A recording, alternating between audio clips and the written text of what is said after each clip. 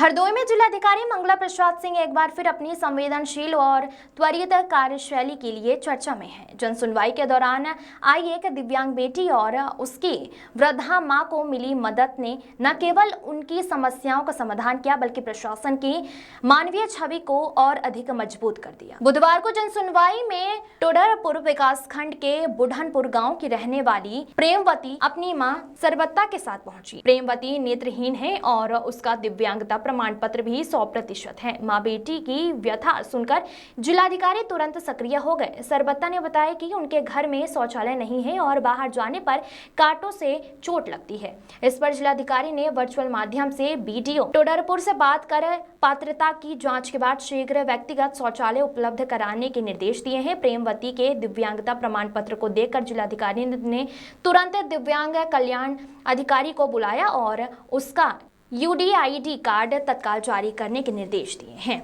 चलने में सहायता के लिए प्रेमवती को एक छड़ी भी उपलब्ध कराई गई है, जिसे स्वयं जिलाधिकारी ने अपने हाथों से सौंपी है।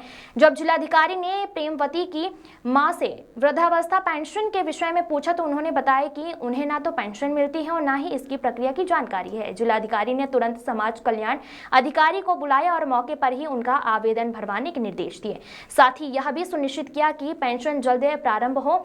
जन सुनवाई से बाहर निकलते समय सरबत्ता की आंखों में संतोष और चेहरे पर मुस्कान थी। उन्होंने भावुक स्वर में कहा, बेटी के लिए न्याय की आस लेकर आई थी, खुद को भी बिन मांगे पेंशन को उपहार मिल गया।